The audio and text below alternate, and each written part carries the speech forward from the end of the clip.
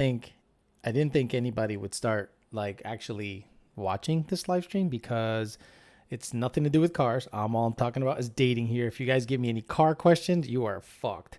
So I don't expect a high audience count on this live stream. Obviously, I'm almost at 1,000 subscribers, by the way. So thank you for the people that do watch the dating channel. Oh, I sound so retarded. The dating channel, where basically I talk about becoming, getting back into the dating scene after being single for a little while.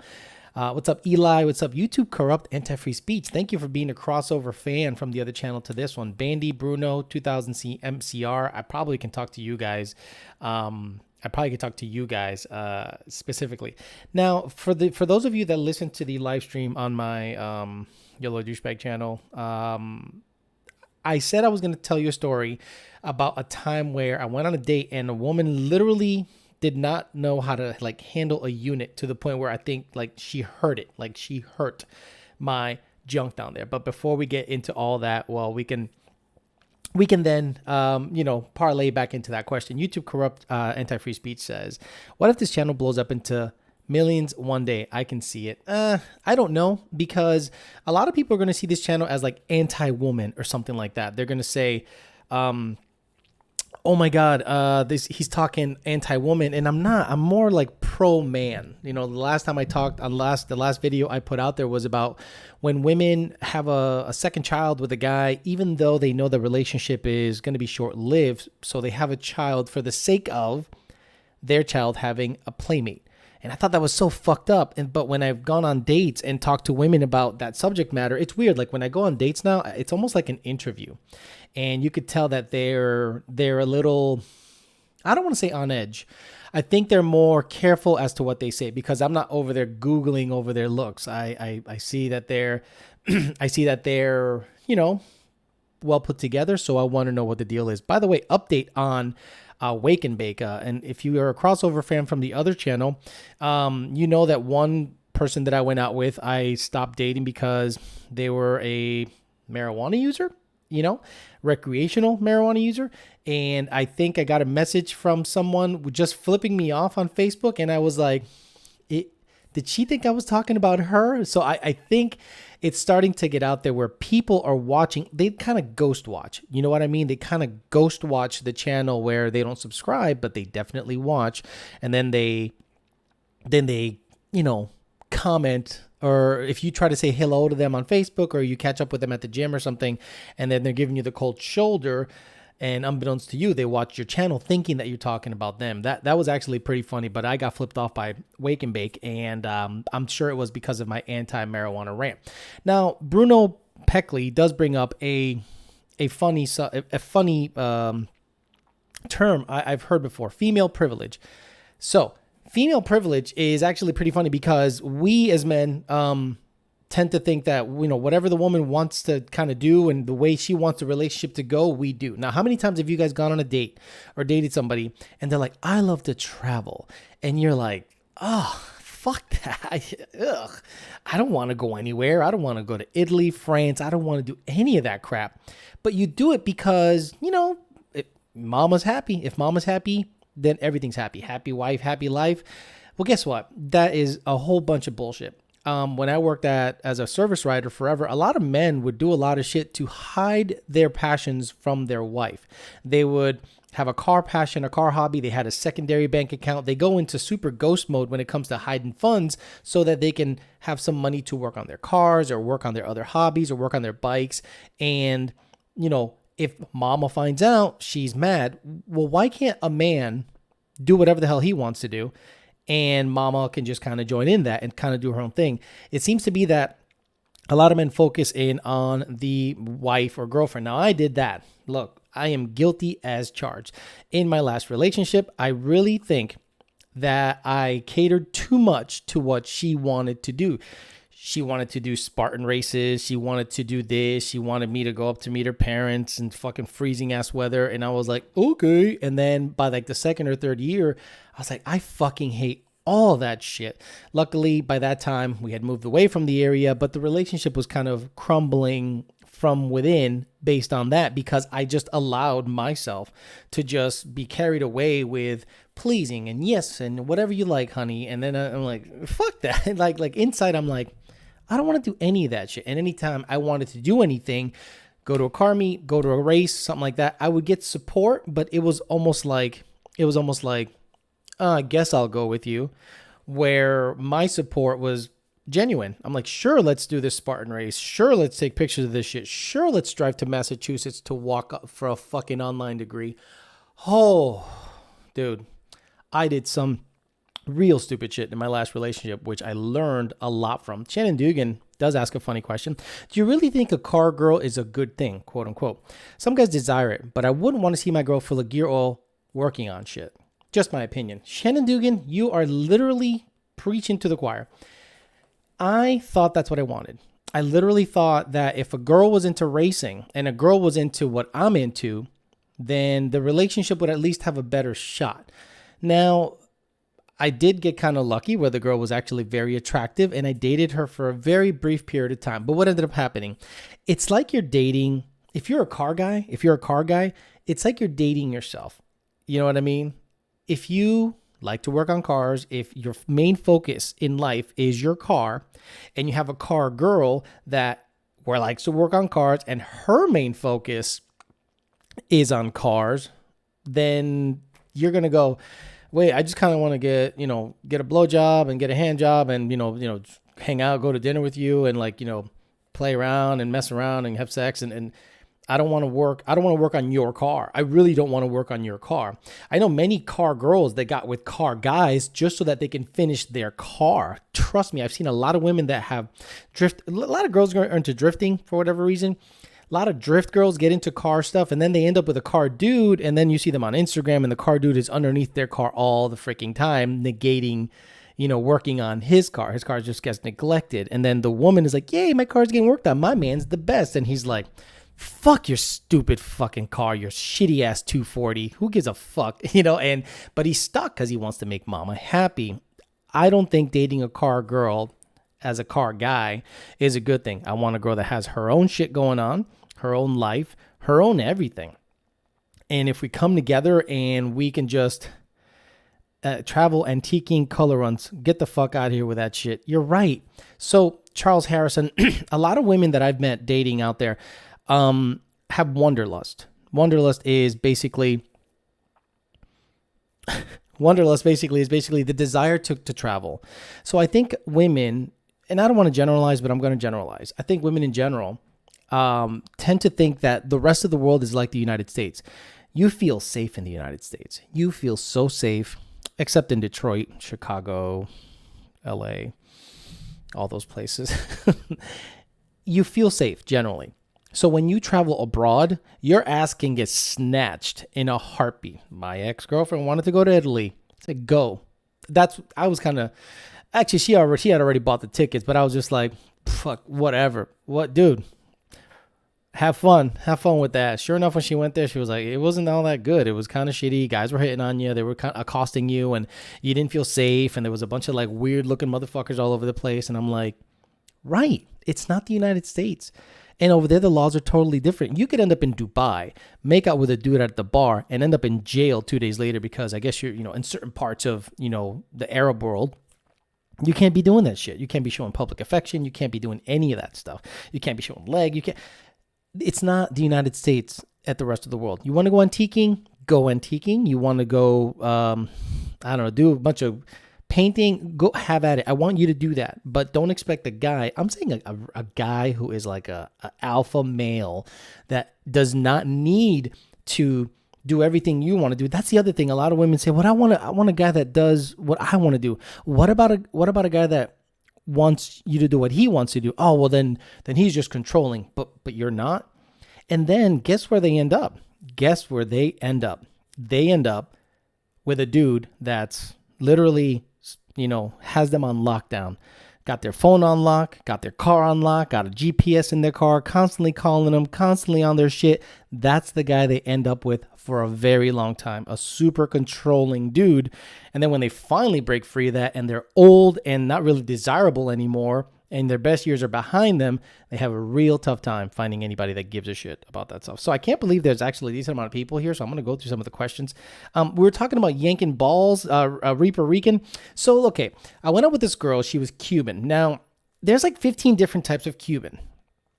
Most of them are loud. Others are very classy, light skin, whatever. But this one looked like she was like native to the island. I'm saying she almost had a Native American look to her, right? And she definitely wore that proudly. She kind of wore the I don't want to say traditional, but if there was any kind of native attire that you could wear back like in the 30s or 20s or old school type stuff, she wore that. And I thought that was kind of sexy because she was different. She was artsy. She was kind of like mysterious. And I was like, yeah, I'm all about it. She was attractive, short little thing, a little older. Now, I've started to realize that if a woman is in her late 30s, early 40s, and has never been in a long-term relationship more than a year or two, alarm bells, because that means something's up, like something's up mentally, whatever. So anyway, take her out to eat. And guess where I take her out to eat, guys? Where's my favorite place to take a girl out to eat? Yard House. That's right, because I am not going to start being adventurous if I don't even know if I like you. So I'm going to go to the, regular ass place, Yard House, Palm Beach Gardens. You might catch me there on a Friday.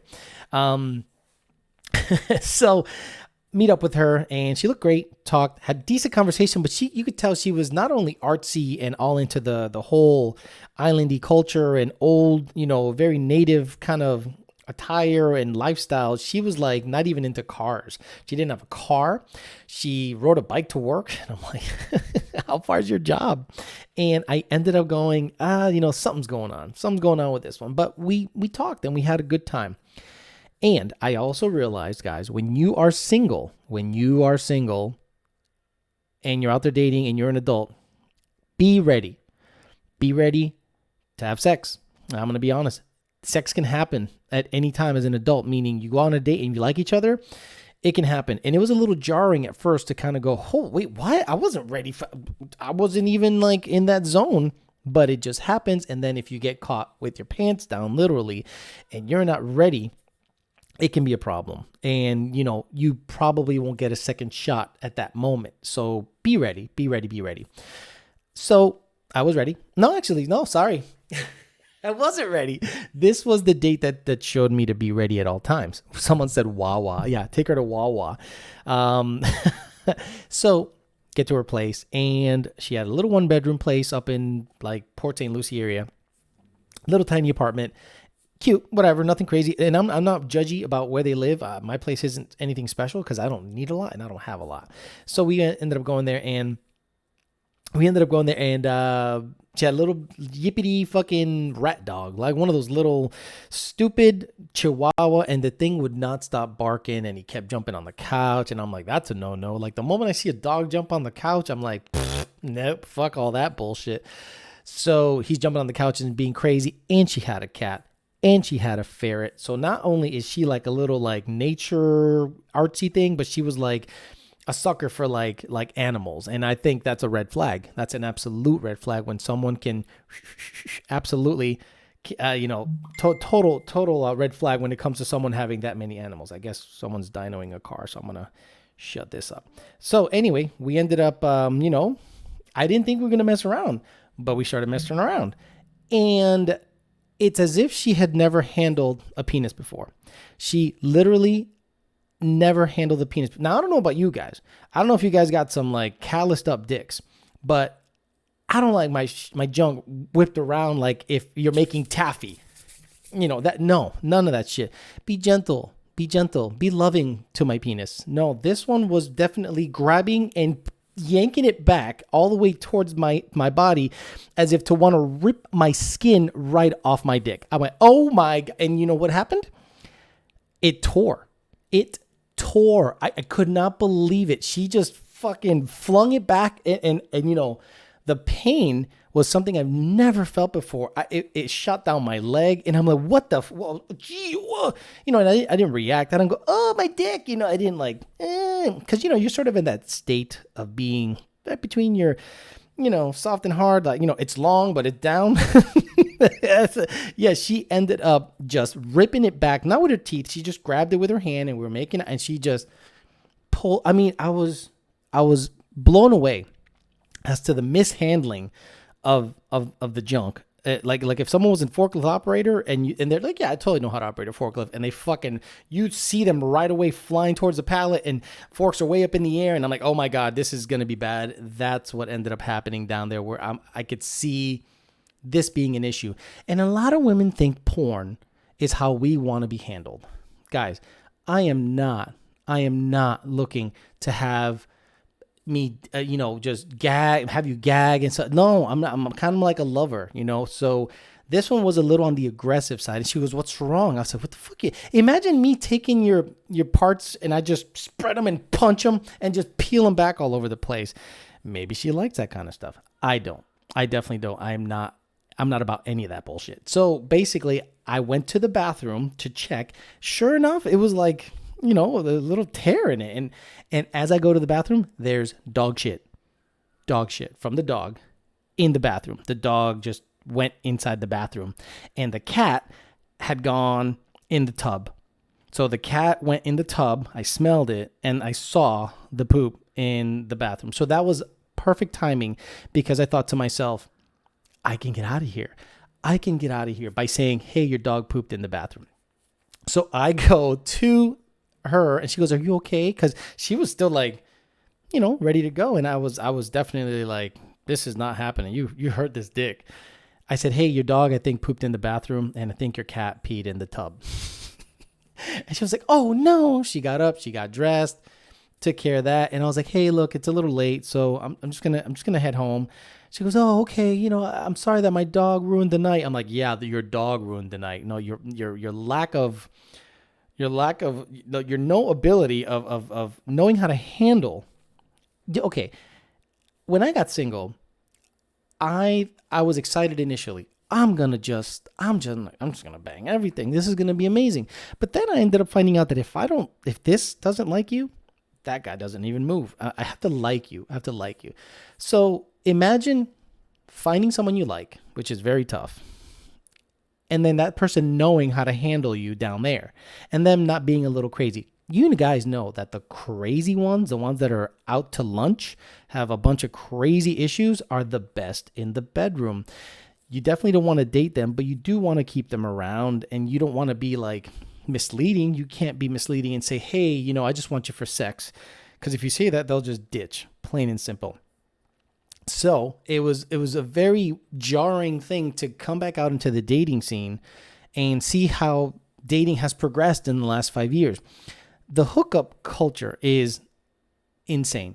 A lot of men have ruined dating by just going right for the jugular. They just go like 2-3 sentences in, they're whipping their dicks out. I've heard horror stories where women are like, "I FaceTimed a dude, and 2 seconds in, he whipped it out and he was jerking off." And I was like, I cannot imagine guys doing that, but they're ruining it. They're ruining it for people like me, where I go out there with decent intentions, and they're like, "Oh, you're just going to be, just like all the other guys." And then when they come across a halfway decent, nice guy, they don't know how to handle them in many ways than one. YouTube Corrupt Anti-Free Speech says, "Why didn't you just tell her she was being too rough? Is that rude to say? I always try to be brutally honest." In the heat of the moment, she had already done the damage, meaning she had already caused like a nick, a cut. And I'm like, and she had those long nails too. So sex wasn't going to happen. It just wasn't going to happen. I'm annoyed. I am annoyed that my junk is hurt because she was just like, I'm not saying a little rough, guys. You got to understand. It's as if she doesn't know how it works. Like, she doesn't understand the mechanism of how it works. Every once in a while, you're surprised by someone that just knows what they're doing, and you're like, oh, would you look at that? Damn, good, nice. You're just like in awe. You're like, good. Yeah, more of that. Yeah, wow. This one was just like, it's almost as if I'm like, if I was to please a woman and I'm out there just using my knuckles, you like that? You like me, bro? And then punching her clit, it's going to be a bad time. And I can't imagine she's going to want to have sex with me if I give her that kind of treatment. Alex Cadell says the Tiffany's. That's the other thing. Okay, so recently, I've started, I went on a couple dates with someone and I thought it was going really well, but I was emotionally reserved. I was definitely not willing to like give in. And you can tell that this person was kind of more willing to kind of let go at that point. And I think they caught themselves. I think they caught themselves going, this is too early, it's too soon, and this and that. And I think, they were at a state where when they meet someone like me, I am a little bit of a different guy than what's out there. I'm pretty confident, right? I'm going to ask you a lot of those hard hitting questions. And because I was looking for a relationship in the last like month or so, I'm almost like not really in relationship mode. I'm really not looking to get into a relationship with anyone. I'm probably just going to stick to dating, because when you go out there with the best of intentions and you come across a lot of people that say they're ready, they say they're, and then you constantly kind of find out that they're not right for you, or their intentions are different than what you thought they were, it kind of gets old. But when I was out there just dating with the mindset of just, let me just go out there and date and meet people, that's when I came across pretty decent people. So I'm going to back off of the whole, that feeling internally. Now, I wasn't definitely telling them, hey, I'm looking for a relationship. You and I definitely need to go, we need to go over the record here and see, if we're compatible. No, look, you have to kind of have to like just enjoy the moment and not interview the shit out of them. So I backed off of the whole getting into a relationship thing. And for another reason, let's say I get into a relationship, this channel goes away. Like, it literally goes away, because I cannot imagine talking about my past experience, future experiences, being honest with you guys while having a girlfriend listening to what I got to say. Because how many of you filter everything you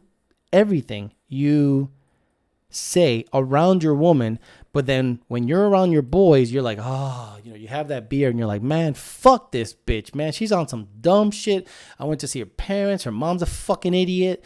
Her dad's a fucking asshole. Her brother's a drug addict. What the fuck this? I just want to hang out with my boys and have her suck my dick before I go to bed. A lot of you definitely have that. And if you do, then you're being fake, right? You're being fake in your relationship. That's not wrong, but it's quite normal. It is very normal for you to kind of filter what you got to say and what you do and everything around your wife, because she's going to go, oh my God, I cannot believe you said the word cunt. I cannot believe you called that girl a bitch. I cannot believe you said you would ram your dick through Jennifer Lopez's tits after seeing her at the halftime show in the Super Bowl. You can't do that. Plain and simple, right? I mean, look, Douglas Gonzalez was like, yup, and so does Ford Racing 112. Yup, exactly. Everyone's raising their hand. So what's happening is if you were yourself around your wife, would you be in a relationship? How many of you are yourselves 100% around your wife in a relationship? That blows my mind that a lot of men fake it till they make it.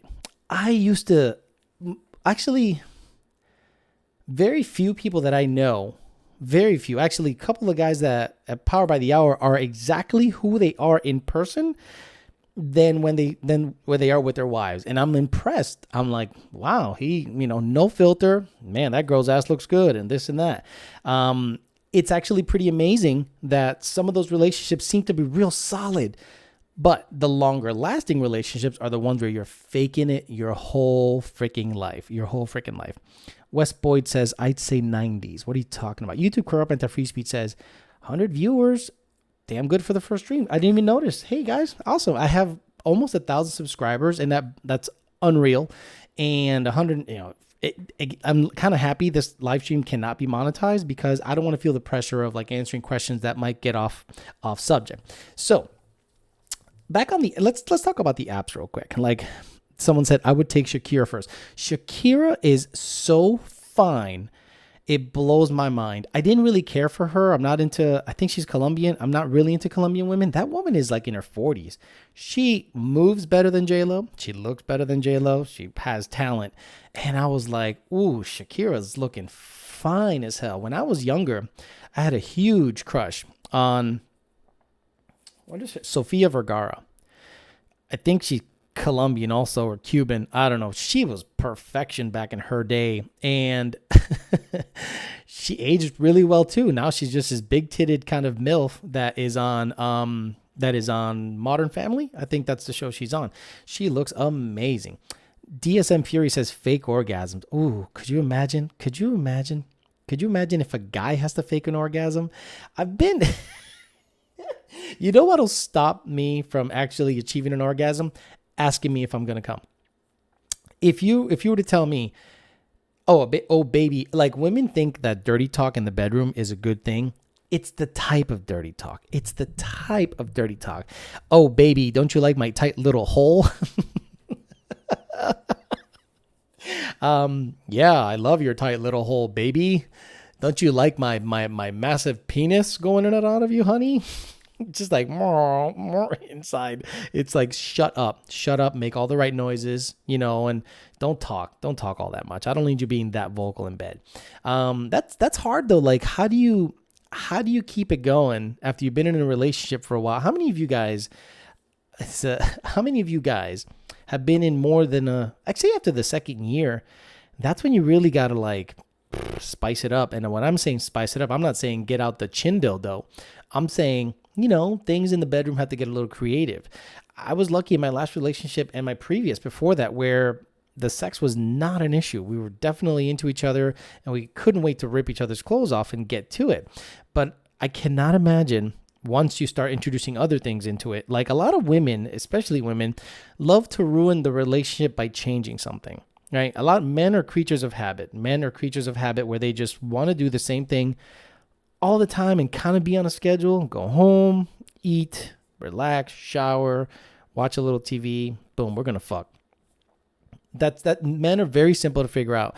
That's one thing I've also noticed out there dating, where a lot of women still don't understand men, but I think it's because, like Coyote Car Guy was saying, he's different around his friends than he is with a woman. When the woman wants to get to know you and you're totally different around her than you are your friends, she'll never get to know you, right? And then you're probably faking it inside here, like giving a shit about her parents, giving a shit about her wants and needs, and then you just want to fuck, right? Whereas, do you think she'll be with you if she knew the real you? I cannot imagine. I cannot imagine a lot of you guys, if you were yourselves, that the women would be like, oh, I love you farting in my face. I love you farting under the blanket and, wafting it over to me in the morning. I can't wait for that experience. She would dump you in a heartbeat. Alex Cadell says, I had 2 girls that were surprised I was able to keep going after 5 minutes, and they were out of moves at that point. Alexander Cadell, you nailed it. I can't imagine. I can't imagine. See, there's certain things I don't want to get into because I don't want to sound fucking gross, right? I think this channel and my other channel doesn't grow. You know why it doesn't grow as fast as other channels? Because I swear, algorithmically, YouTube doesn't share a lot of like content that could be harmful for kids, and it's going to be tough. And this channel, I don't think it's going to grow as quickly if I start being super lewd. So I have to filter some of the things I say. But yes, women usually have 2 or 3 moves, right? And they think that by that time you're like, you should be done. And when you know how to, you've been around a little bit, right? You know kind of how to handle things. Like, okay, when you guys are having sex and you're about to pop because this is going unreal, what thought do you make yourself think of to stop yourself from having an orgasm? Think about it. You have that go-to memory that is so traumatizing that the tingle goes away. It literally goes away. I'll tell you mine. When I'm like, oh my God, I start thinking, I was in a baseball league. I was 30 and we were in the playoffs, and I was asked to pitch. Now, I am not a pitcher. I was an outfielder, but I could throw pretty hard and kind of locate pretty well. I was asked to walk someone intentionally. I've never done that in my fucking life. I'm like, I have to purposely throw it 3 feet to the left of the catcher and hope he gets there? Oh my God, no freaking way. So what did I do? I kind of lobbed it to him and it was like, was very slow. And the catcher was like, don't do that. Throw it really hard, but way outside. I go, I don't know how to do that. So the next one, I kind of did like a half-hearted like, and it was like, I underhanded it down the middle. The guy fucking smashed it like dead center, came off the fence. They scored 2 runs, go ahead run. And the catcher gave me a look like, and I was like, that look keeps me from having an orgasm. It literally keeps me from having an orgasm because it's so traumatizing. But, you're still in the moment. But, you just think, and it works every single time. It absolutely freaking works. Let me see. Hold on. I'm getting a text here from the boss man. Okay. So anyway, that's one of those things where once you're kind of done, once the woman is kind of done doing her 3 moves, like maybe she goes down on you, maybe you get on top, she gets on top and do it from behind, and they're looking like, oh shit, you're still going? I'm like, yeah, you better fucking clock in. We're going to be here a little while. Coyote Car Guy says, I think about my ex-wife and go limp. Man, is it weird for you guys? Is it weird for you? Reaper Rican says, I get distracted easily. So Reaper Rican, you asked earlier, what part of Puerto Rico is my family from? See, I don't identify with anything in the island. I'm like a white guy when it comes to culturally and the way I think. But my family's from Caguas, Caguas, Caguas and Rio Piedras in Caguas. And don't tell me you know somebody from there. Please don't tell me you know from there. Because it doesn't make power, blah, blah, blah. Jesus. See, now that's the problem. I'm trying to do something and I'm getting stuff work related. That's the thing. When you're a tuner, work doesn't stop. You're constantly chasing. It's unbelievable. But is it weird that if you meet a guy like me, right? I'm not the ugliest guy in the world, but I've never been married and never had a kid. What's the first thought that comes to your head if you've been married? Do you go, fuck, you're lucky? Or do you say, what's wrong with you? Women go, what's wrong with you? Men say, you're fucking lucky. You're lucky you didn't get caught into that trap. You got a kid to worry about. You got an ex-wife that you're still paying alimony to. I have met a lot of women in my dating life that are still getting alimony from their ex-husband and will not get married just to keep receiving the alimony. That blows my mind. It's like welfare. It's like, why don't you just stop depending on the dude anymore? You're divorced. No, they want that alimony check to come in over and over and over. Here we go. Reaper Rican. Oh, I'm from Aguas Buenas. We're neighbors. Look, I was born in Stoughton, Mass. So unless you're from Brockton, Boston, or Quincy, you're not my neighbor.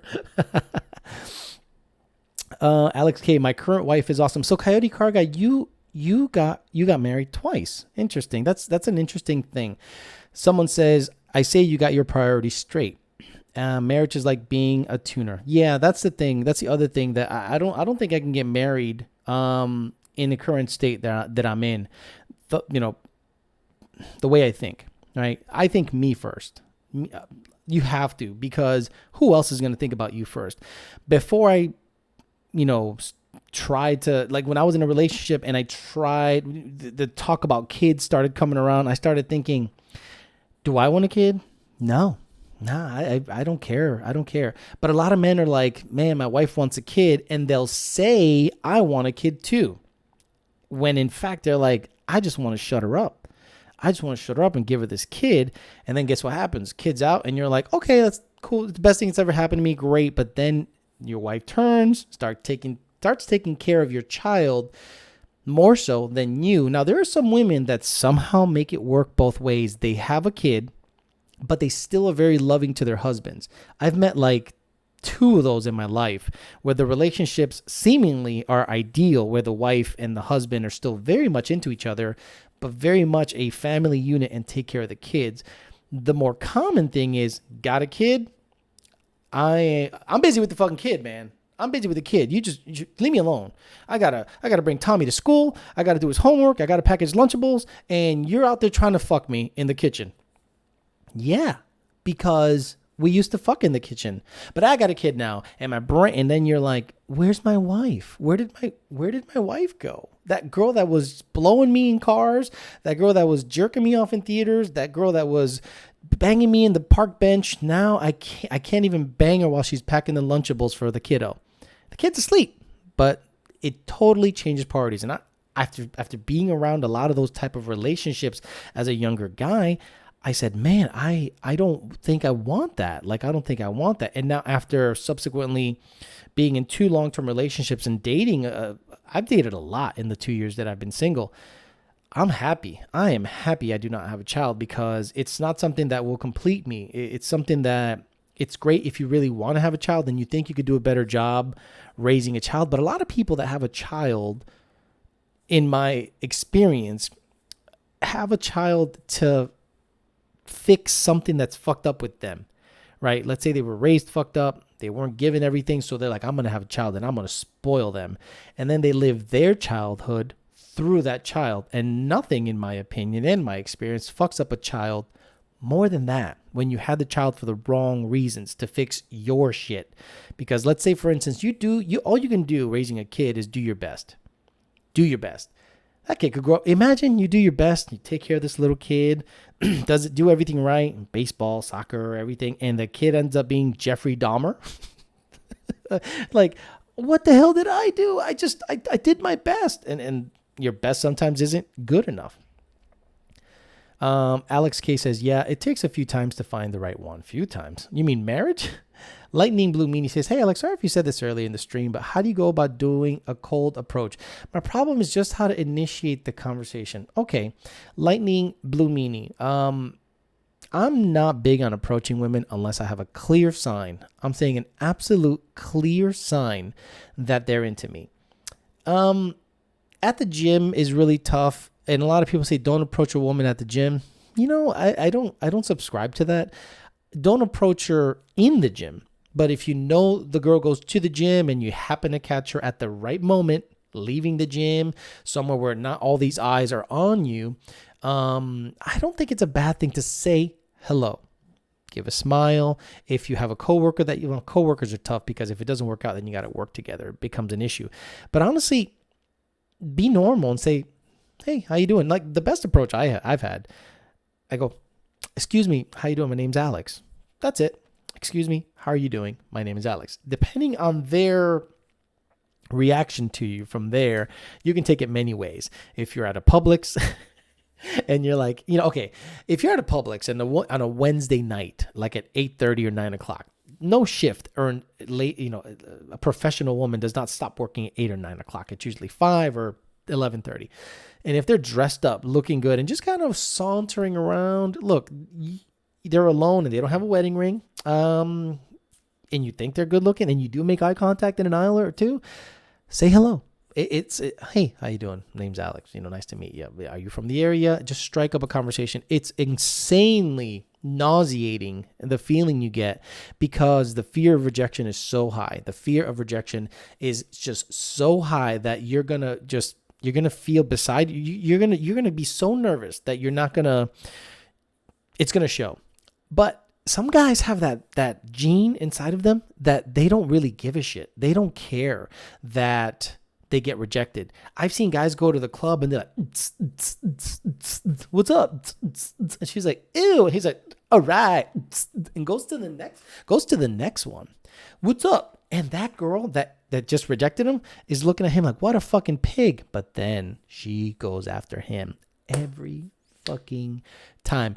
So I wish I had that gene in me, but honestly, you just have to go with your gut, Lightning Blue Meanie. I'm really bad at approaching women unless I get a clear sign, literally like a flag saying, I like you, approach me. Because I've been rejected before, right in my face, and you could tell it was like, ooh, yeah, they're not into me. Damn. And honestly, it dawns on you. You're like, fuck, that went terrible, So it's almost better to get fixed up with someone. That's why online dating is hugely popular. You just go, and whoever you match with, they obviously like your face, and then you can talk to them. But the problem with swiping right all the time or finding someone on those apps is you can find 50. And you go, nope. And you don't get to know them. You don't get to know what they're all about. You don't know if they're good for you. It's like a casino game. It becomes a game. Who can I match with? It's super impersonal. Unpersonal? Douglas Gonzalez says, Alex, you're 100% right. You have to put yourself first. Now that sounds selfish, but it's the truth. I've met a lot of men that go from work, living at home with mom right into a relationship, and she becomes mom. And that's what they want. They want their meals cooked. They want the house clean. They want a mom. And some achieve that. And guess what happens? The wife eventually wakes up and goes, I don't want this. And they're knee deep in marriage, and they really don't think a divorce could happen because they can't do it on their own. So then they cheat. And how do I know this? Guys, I'm out there. There are a lot of wives that cheat. I've been on dates and I'm like, I think this one's married. Like, I legit think this one is married. And then it does come out that, hey, I'm really sorry, but I'm married. And I'm like, holy crap. Like, how'd you get away? Oh, he's away on business. And I'm like, oh, man. So do I really want to go in there and fuck on some dude's chick and then potentially get shot? Nah. I mean, I'm not going to say I haven't done it, but I didn't know they were married till after the fact. But it's not something I would do like on purpose, because that's like bad karma, like fucking with another. Just say, look, man, if you want to get with me, dump your man and we'll go from there. Oh, I'm not willing to dump my man. Okay, so you want the best of both worlds. You want the hubby at home taking care of the bills, and you want me slinging the dick. Now, that's fine and all, but if we get caught, I'm going to plead innocence. I'm going to go, I don't know what you're talking about, or I could just rat you out. And be like, nah, she was married and she told me, and hey, I got to look out for myself. I ain't looking to get shot over some puss. Sorry, so it's not going to happen. Alex Cadell says, the thought of rejection is so strong for me because my last relationship ended with me being dumb and getting dumb. And every time I approach a new girl, see my ex dumping. Oh, you got dumped. And you got dumped. And every time you approach a girl, you see your ex dumping you again in your mind. In essence, I was dumped in my last relationship, in essence. And I think the child excuse was brought on to facilitate that dumping, right? I think the person thought I was messing around because I was always traveling. I was out and about doing all this crazy stuff. And look, it wasn't easy because I was trying to get some money. I was trying to put myself in a good position to be, a good provider, or at least a great partner in that aspect. And traveling was part of it. And I think this person's insecurities took over. They ended up, they might have been unfaithful. Who knows? But I wouldn't put it past them. And then the kid thing came up, and I'm like, because I think they knew that's the quickest way to get rid of me. And I called their bluff. I said, I consider having a child. And they were like, "Oh no,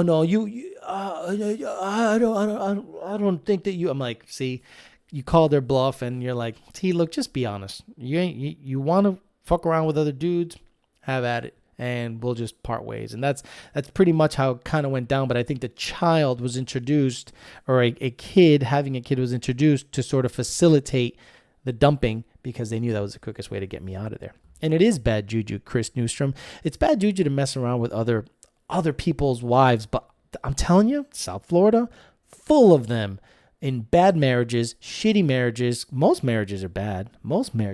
Because there's always a fight somewhere in there. How many of you have been married at least 5 years and you haven't gotten your dick sucked somewhere, gotten a hand job, kissed a girl, made out with a girl at a party?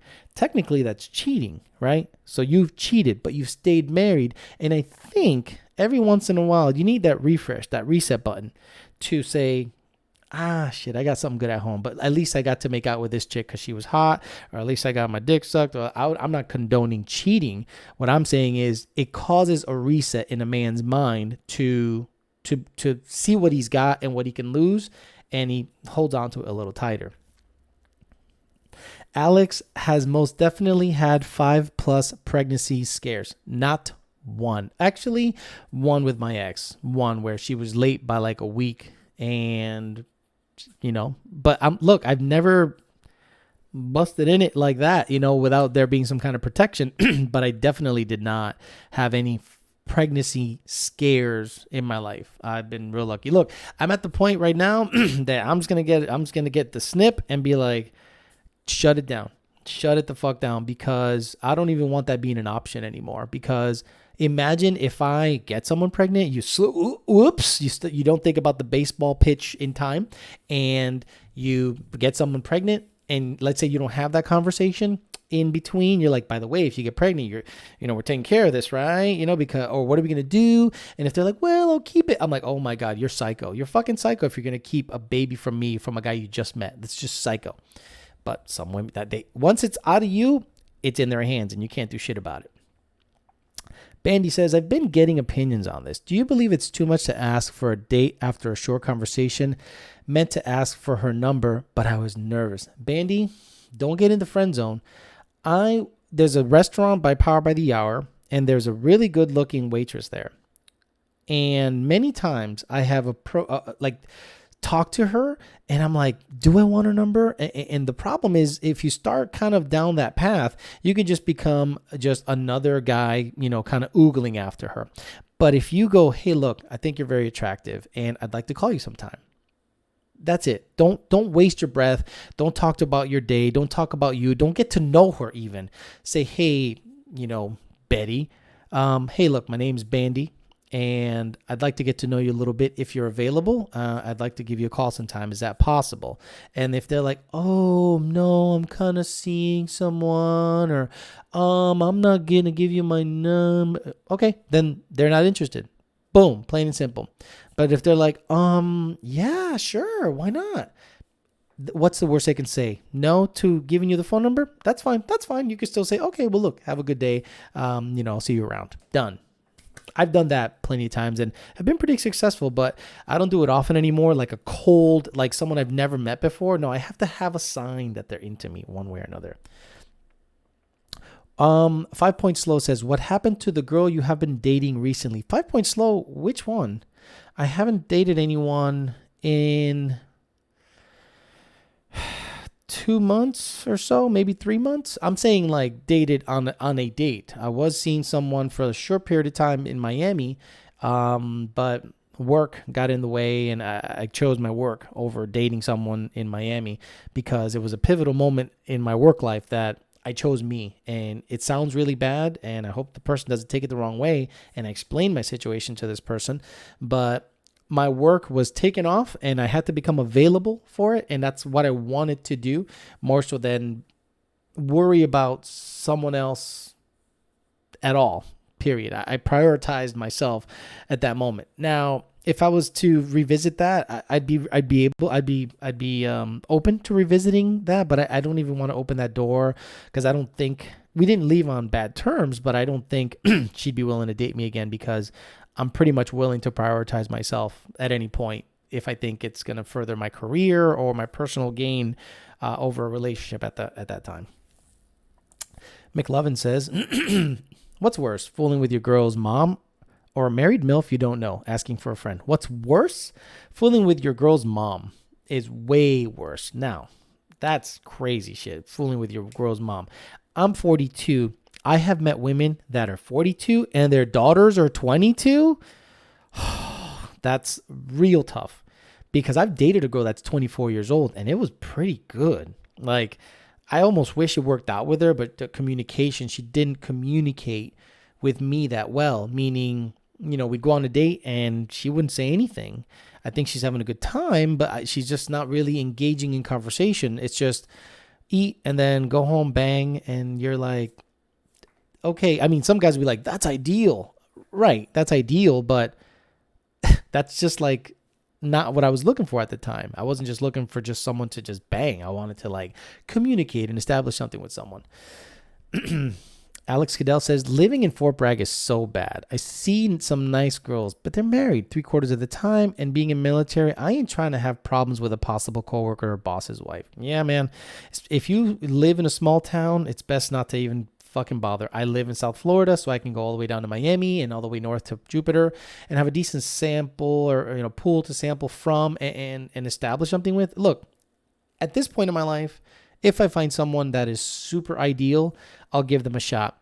But I was in that mode a couple months ago. Now I'm back in dating mode. Just meet people and see where it goes, as opposed to honing in on a relationship. That has gone by the wayside because it hasn't worked. It plain and simply hasn't worked.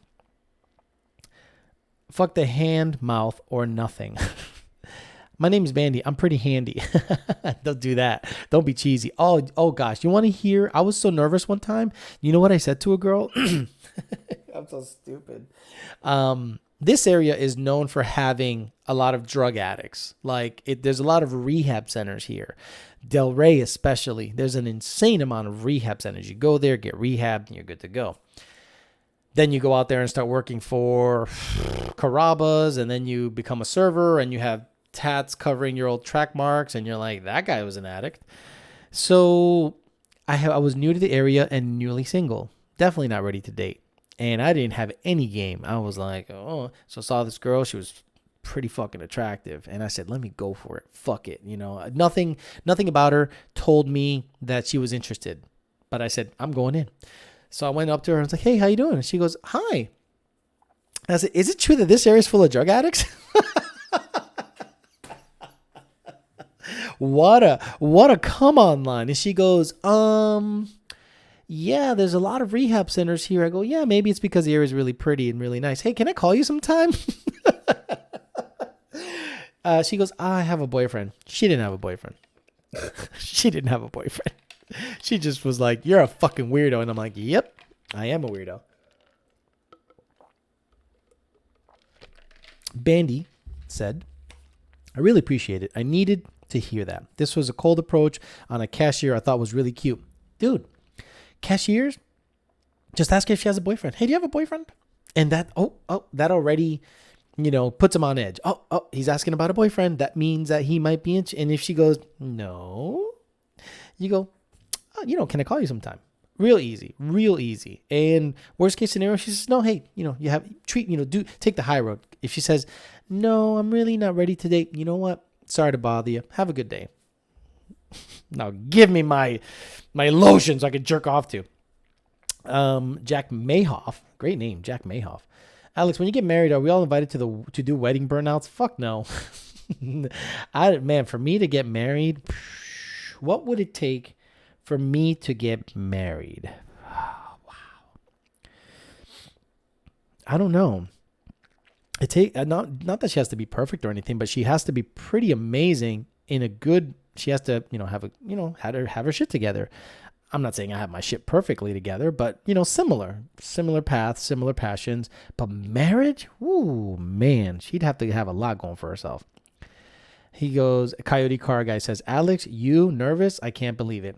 Coyote Car Guy, I'm telling you, this girl was amazing. She was like 5'11", athletic, long legs, cut, like a girl that you definitely, you're shooting, you're dating up, cause I was like, this girl is smoking. And I felt good one day. The gym was kind of empty. I was like, let me go say hi to this one. And she was just like, ooh. Now, based on what she had gone through in the last 2 or 3 months, it was just the wrong time. She had been through a breakup. She had been through some dumb shit. She had been through a lot of crazy stuff. She was rebuilding herself. So for me to go in there and just to say that, I think even if I was like, no, maybe not. I'm sure there was a type that she liked, but I'm not exactly everyone's type, right? I'm in my 40s, I'm bald, and I'm Puerto Rican. So people are like, ugh, you got a lot of shit going against you. I'm like, yeah, but I can sling this bitch up. Just give me a shot. Butthole Tickler says, toothless meth girls give great head. I'm good.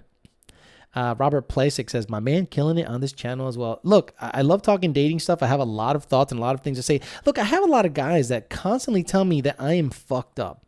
That, oh my God, Alex, you are fucked up. You don't know what you want. No. I know exactly what I want. But you can't just categorize it. If you were to build a woman, guys, what would she look like? Height, weight, and then what kind of personality would she have? If you can choose a personality. A lot of women out there say they're eclectic. What the hell does that mean? They're spiritual, but not religious. What the fuck does that mean?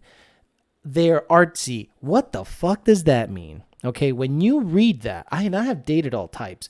I am spiritual, not religious. And you meet them and they're talking about chakra and all this bullshit. And do you know how many women judge you based on your astrological sign? like I can be every astrological sign. I can be some of Aries. I can be some of Pisces. I can be some of Scorpio. But they go, you're such a Capricorn. Oh gosh, when I hear that, I want to just punch my fucking fist right through. I'm like, you're such a Capricorn. Capricorns don't match with these guys. Capricorns match with that. So I'm like, oh my God, no wonder you're single as fuck. And I've met some really attractive women, really, really attractive women, well put together with good careers. And it's their own bullshit that stops them from being single. Now, sure, I'm sure there's things about me that prevent me from being with a girl that long term. But it's because I'm not willing to compromise on certain things. There's attitudes, smoking weed, drug use, what kind of work you got, family structure, where you come from. And then I have to be physically attracted to you. I've met a lot of very nice girls that meet the personality criteria, but don't meet the physical criteria. I've met a lot of girls that meet the physical criteria and don't meet the personality criteria. It's not that easy. And being picky is a good thing. Now, I'm lucky. Okay, bullshit. I'm not gonna say I'm lucky. I work hard. I work hard to stay in shape. I go to the gym every day. I don't really watch what I eat, but I go to the gym every day so I can eat. I don't do stupid shit. I don't smoke. I don't drink. I try to stay healthy. So I'm keeping my options. You know, I'm desirable, right? If a woman was to meet me and goes, "What do you do for a living?" I'm a calibrator. I work from home. I'm available anytime after 5, Monday through Friday, and weekends I'm free. He's available. But you know what women say? Oh, he's too available. That means he's going to be clingy. Like, wait a minute. I'm available. And now you're saying he's too available because he might be clingy? You're fucking yourself up. You're now putting things out there that aren't true. And you're fucking yourself up putting, oh, he's too available. Oh, his teeth are too white. Oh, his eyes are too far apart. 3 Valve Eric says, I got in a customer's car this morning. I was slapped in the face and smelt eucalyptus. Immediately thought of your story from the other channel. It made my day. Thank you, 3 Valve Eric. Alexander Cadell says, for you to get married, it'll take a 90s Sofia Vergara saying she'll fund your Maverick project and do whatever you want, cooks and cleans. Okay, now, we're men. Most of us here apparently are men, and I think this is going to be a male-centric channel. You're right. Alexander Cadell, you're right. If a woman looks amazing, because let's be serious and let's be honest. If we could be that good looking where we could be like, this is what I want, yeah, hot chick, has money, supports my habit, cooks, cleans, fucks the shit out of me, supports my dreams and ambitions. That is so desirable as a male, where I know men that get with women that make more money than them and then tell the women that are making more money than you should support my thing, even though what she's doing is 3 times what you're doing. And the man's like, fuck that. I want to become a race car driver. I want to become a pro drifter. You got to support my habit. And the women go, okay. I go, how do you do that? I would never tell a woman to do that. I would hope that she would support what I do, but I would support what she does, half and half. But ideally, yeah, you want that Alexander Cadell. I would marry that woman. If that woman shows up, Sofia Vergara, has money, supports my habits, says, here's some money, do whatever the fuck you want, cooks and cleans. Who wouldn't marry that? Who wouldn't marry that? And women out there are going, ugh, what a fucking pig. What an asshole. Guess what? Brad Pitt shows up to your door, honey. Maybe Troy Brad Pitt, not current Brad Pitt. Current Brad Pitt's looking a little old. Troy Brad Pitt shows up to your door, honey, and he's like, hey, how you doing? I just want to fuck your brains out and give you money, and you can buy all the Chanel bags. You can buy the biggest Chanel bag in the store if you want it. Yeah, you're going to marry that fucking dude. You stupid shit said, que viva la chocha, orale. YouTube Carpenter Free Speech says, I hate the girls that are obsessed with social media and just want to fit in. I met this girl who just talked about what's trending online. And she said her favorite music is top 40 and most popular. So when I sit down to dinner and the plate looks really good and a woman whips out her phone and takes a picture, I'm almost done at that point. Oh, but why, Alex? Why is she taking a picture? It's so she can post it online and look at my food. Eat your fucking food. Eat your food. Talk to me. No, they're like, I went to this fancy restaurant and look at the plate of food I got. And I took a picture with wine and the food and the background of this beautiful restaurant. And you, as the man, are just secondary and the facilitator of her current post. It's really tough, women that live on social media. I've met a lot of fit chicks that have Instagram channels or Instagram pages, and they're just like doing that horse, that leg cocked maneuver to like show their ass. And a lot of women take a picture 3/4. They're like this, so they can look as thin as possible. And I'm like, what the fuck is going on nowadays? Women are just not being, if you're out there dating, get to know the guy, look at him, talk to him, see what he's all about. Show interest. But if you're out there just twirling your hair, looking around and just kind of looking at the bartender and not paying attention to what the dude is saying, there's not going to be a second date. And hell, I'll probably just, at this point in my life, I'll probably end the date real early. I'll say, you know what? I just don't think you're into me that much. I'm just going to go ahead and go, and I'm going to get the check and get the stuff to go.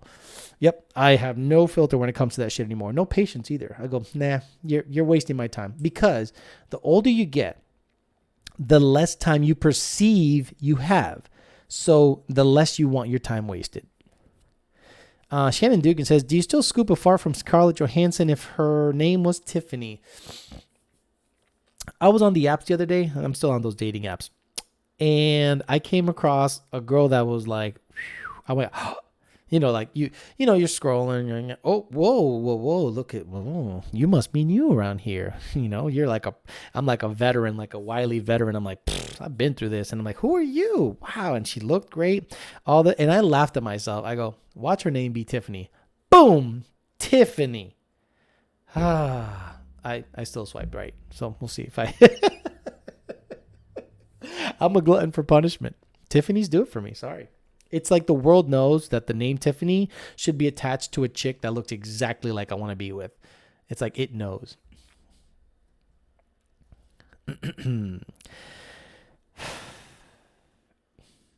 Exactly. Miguel Martin says, platícame de ti, not let's take pictures of my food. Exactly. Tell me about you. I remember I was going, look, I don't want to sound like I'm a hypocrite, because it's not all the woman's fault, right? I have been flaky myself, and I've gone out there and I not intentionally misled people, but I have definitely put out the signs that I'm way into them when I'm really not. And not to get in their pants or anything, but maybe it's because at the time I thought that's what I felt. And I'm sure there's people that I've met, maybe they're ghost looking at this channel, and they're like, yeah, I went out with you and you gave me all the right signs, and then you just straight ghosted my ass. And I'm like, I just wasn't feeling it. And it's not anything against the person. It's not that they're not attractive, and it's not that they're not a good person. It's just that maybe I wasn't in the right mindset. Trust me, it was probably better for me to ghost you than to try to explain myself out of the situation. Now, a lot of people say, well, you should never ghost someone. Guys, it's really easy, and sometimes the best way out. The best way out is to just plain ghost someone, because you can't explain yourself out of that situation. Let's say, for instance, you meet a girl. She's very nice. She's very attractive. She's good looking. She's got everything going on. And then you're just not feeling it one day. Do you say, hey, I'm not feeling it one day? Hey, Carmen, look, you're really nice, but I'm just not feeling it. Because that would be the truth. Sometimes you just wake up one day and go, I don't want to be with her. I don't want to pursue her. I'm not interested in her anymore. And guess what happens? She's going to say, why? Did I do something? Is there something I did? And now you are listening to that person slowly lose confidence in themselves over the phone. Whereas ghosting, you're just an asshole. You're just an asshole if you ghost it. You're like, she's like, he's just a fucking asshole. He ghosted. Probably a fucking player. That sometimes it's better for them than you explaining why you don't like someone. It's just not a good look. Mandy says that thanks for the responses. Really helped. Definitely will help my approach later on. The cashier also says she had a boyfriend, but I might have scared her off, or she wasn't interested. Well, at least you tried, right? And at least Mandy, when you go to that store and she sees you and anything happens to that boyfriend, she might start talking to you, and all of a sudden it might open up later. I never closed the door on anyone, okay? Even the girl that rejected me at the gym when I first got single, every once in a while, her stuff comes across my page and comes across my Instagram, and I go, it'll be interesting if I end up going on a date with her, later on down the road. And it's been 2 years. It's been 2 years since I approached that girl. But I go, but I don't keep bugging her and kind of keep, hitting her up. I did at first, and I'm like, okay, let me back way the fuck off. She's been dating other dudes, and she's been on some drama shit. But I don't close the door on anybody, Bandy. So you got to understand, make your interest known. Make your interest known. I like you. I find you attractive, and I'd like to take you out sometime and show you a good time and see if we can get to know each other and see if we're compatible. That is like the most simple thing to say to someone, but it's so hard to say because you're nervous and you don't want to be rejected. Nobody wants to be rejected. Even a great looking, tall, handsome guy, I'm sure, has insecurities about him. And he goes, oh, fuck, I don't want to be rejected, because it's a blow to the ego. And what do we have more than anything? It's some ego. A lot of us guys are like pretty confident, like, look, a lot of us a lot of us have a lot of confidence, and when it's shot down, you can feel it. Other guys have so much confidence that nothing can rock it. Nothing can rock it. You can say, fuck you, you're ugly as shit. You say, fuck you, you're a whore. You're a fucking bitch. You don't know shit. And the woman goes, oh my God, you're so fucking hot. You're right. It's like reverse psychology. I've seen it so much. Mika Brown says, what's up, Alex? What's up, Mika? Alex Cadell says, Jack, just go to the Yard House in Florida. Exactly. If you want to see me, go to Yard House. 3 Valve Eric says, haha, if your attention is not on me during a date, you're gone. Bye-bye. Absolutely, 3 Valve Eric, and that's the way I'm treating it from now on. If I'm out there and I am not getting the vibe that you're into me, we're not going to make it past drinks and appetizers. I'm going to say, hey, Beatrice. Oh, that's a good one. That name, man, woo. So I went on a date with a girl named Beatrice, Mexican girl. And the date went really well, like super good. But something about her made me, later on, after the date was over, you get home and you think about it, you go, I'm not into her that much, I'm just not into her that much. Now, her story was something like, she got cheated on by her ex-dude, and then you see a picture of the ex-dude, and you're like, that's an ugly motherfucker. That dumped you? That guy dumped you, and you're good looking as shit. And she was rocking. That girl was so good looking. But I just wasn't feeling it for whatever reason. So I let her know. I said a day later, say, hey, Beatrice, you're very attractive. I'm just not in a good position to date right now. And she's like, well, why? And I said, honestly, I'm just not feeling it. And she was like, okay, fine. You know what she did? I'll give her props. She asked me out. Oh, I'm sorry. We reconnected about a month or two later, and I asked her out again like an idiot. And she was like, no, she actually said, do you want to have lunch sometime? And I was like, wow, maybe there is something there. Who knows? And she looked really good. And I was like, man, I forgot. Why did I say no to her? And I went out on a date with her, and we talked for a little bit. And then she did the same thing to me. She says, you know what, Alex? You're a real nice guy and everything, but I don't think there's a future for us. I'm like, good job. Look, I tipped my hat. I went, good. You did good. I wasn't hating on her. I said, well played. It was very good, actually. Good move on her part. Bandy says, God damn it, this is the best advice I've gotten since yesterday. I feel way better now. Thank you so much. I'm telling you, Bandy, don't close the door on anybody. Don't feel bad about it. Don't give her the impression that you're sad about her, quote unquote, rejecting you. Just say, hey, you know what? How you doing? How are things? Hey, still got that boyfriend? Haha. Let me get my lettuce. Get the fuck out of here. Don't be nervous around her, because they can pick up that nervous energy, and they know that you're just like, they'll say, oh, he's sweet, meaning you're going to end up in the friend zone. And then some guy that stinks like grease and looks like shit and super confident and kind of dismisses her. She goes, oh my God, that guy's so fucking hot. Oh, I can't wait to go out with him and suck his dick. I'm local to him. I'm like 15 minutes from Power by the Hour. Jack Mehoff. Nice. 5 Point Slow. Have you been with a redhead? Yes. My first girlfriend ever was a redhead, and my last relationship, the girl was a redhead. I have a thing for redheads. It's a problem. Like, we're talking about building a girl, right? Let's say, like, build a bear, build a girl. 5'7" to 5'10", 135 to 155 pounds. Athletic build. Bigger butt than boobs. Kind of a potty mouth, but very ladylike at the same time. Long red hair and ginger if possible. I'm saying long red hair, green or blue eyes, and freckly, and a big old booty. It's a problem. Ring comes out. The ring comes out. Here's the ring. We'll figure the rest out later. It's a problem. Yonce50 says, Alex, have you ever noticed how a woman's earlobes are a telltale sign of other parts of her body? Expand on that, Yonce. I haven't. You mean the vajayjay? Well, if the earlobes hang real low, the vajayjay hangs real low. I don't think when they were in the womb, the ears and the vagina were touching. Mario Servin says, ask her out again. Oh, you mean Beatrice? No, I wouldn't ask her out again. She's got like a Cuban boyfriend and she seemed pretty happy right now. I'm not going to get in the middle of all that stuff. Matt Peralt says, listen to your rant on weed the other channel a couple of weeks ago and exactly what I needed to hear to kick that shit habit to change crowds and keep up the good content. Awesome. Look, if you were out there smoking weed and you heard my rant and you went, you know what, man?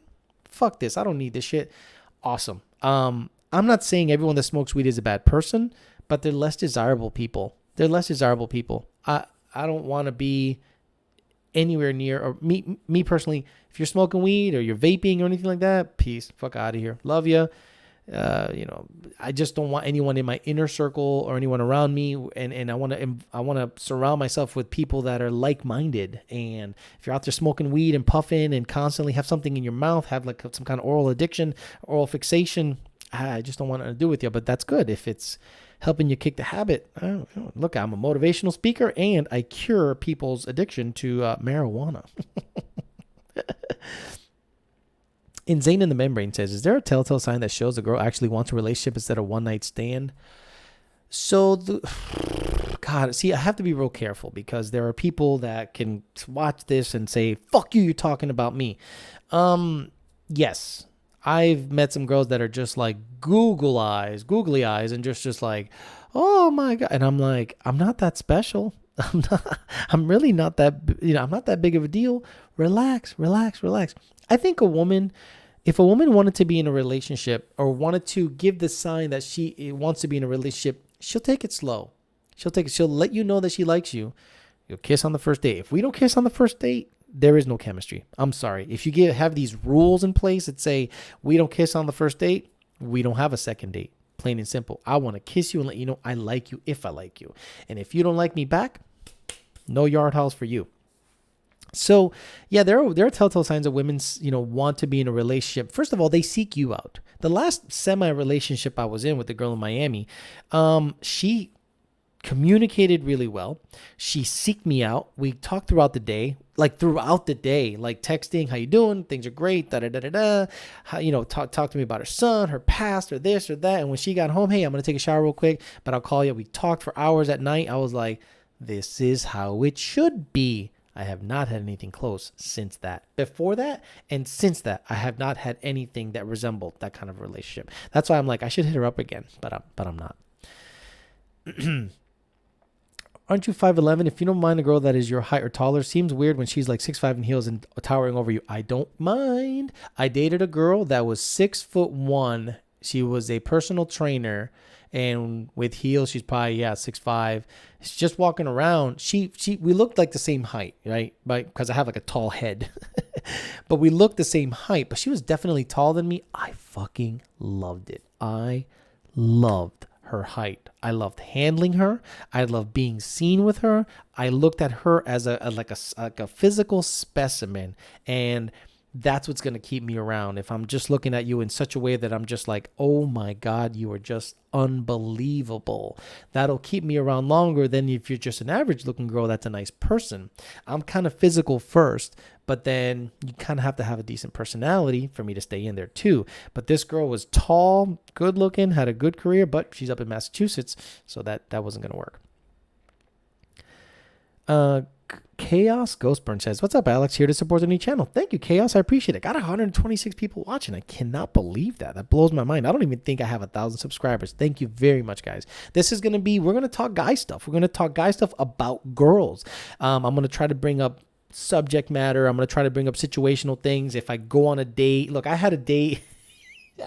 It's too recent to talk about. I had a wonderful weekend last weekend. I had but it was not going to work out relationship wise. And you can just tell that it was physical physical, like this crazy physical attraction that was overwhelming for both of us.